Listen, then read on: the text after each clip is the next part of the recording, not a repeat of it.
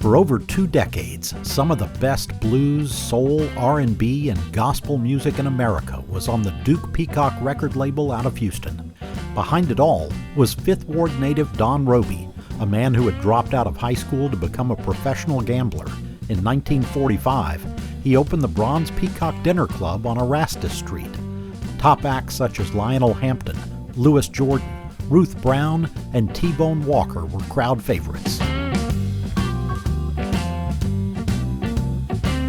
It was a 23-year-old fill-in for Walker, a guitar player named Gatemouth Brown, who became the first act that Robey managed through his Buffalo booking agency, expertly run for a quarter century by Evelyn Johnson.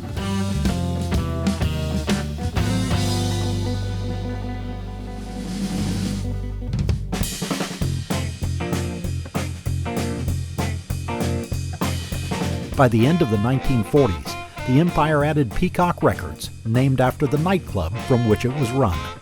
Acquiring Duke Records and its artists in the early 50s brought more national success. Duke's top star, Johnny Ace, put 3 #1 records on the R&B charts before his self-inflicted shooting death at Houston City Auditorium. From there, Junior Parker and Bobby Blue Bland filled the void, with silky vocals and lush horns. Bland charted 36 songs for Duke-Peacock, and his Two Steps from the Blues is a quintessential album for any fan.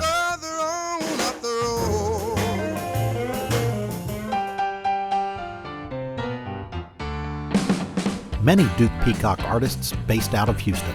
Under Robey's tough management, the label got hits from Memphis Slim, Marie Adams, and Floyd Dixon. In 1953, Big Mama Thornton had a smash hit with Hound Dog, 4 years before Elvis Presley did the same. You ain't nothing but a hound dog.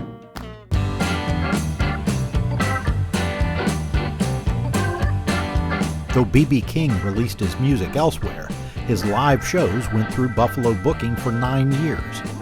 Another iconic name, Little Richard, started his solo recording career with Robey.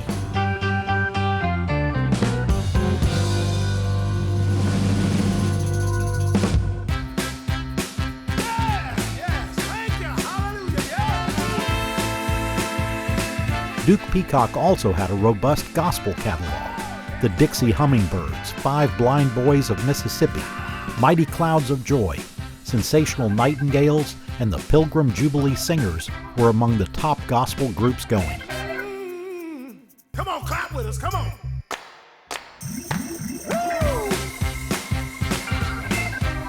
Robey also spun off the Backbeat label that had hits with Roy Head, Joe Hinton, and soul man extraordinaire O.V. Wright, who had been part of the Duke-Peacock gospel group Sunset Travelers.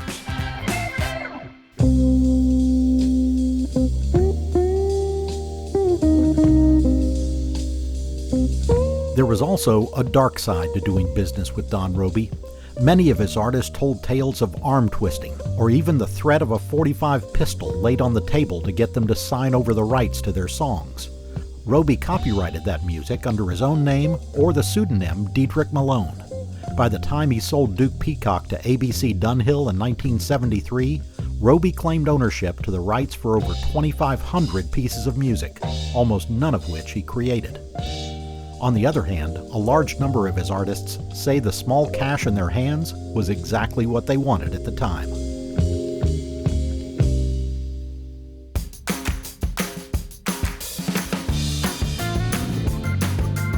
There is no denying that Don Robey knew good music, and he built a bridge between swing and R&B. 10 years before Motown, his Duke-Peacock Records was the top black music label in America. Some of the best musicians in Texas were regular session players. Through his influence and the producing talents of geniuses like Joe Scott and Dave Clark, scores of Houston recorded hits dotted the Billboard charts, and a Texas blues style was honed, setting the stage for an explosion of rock and soul music to come.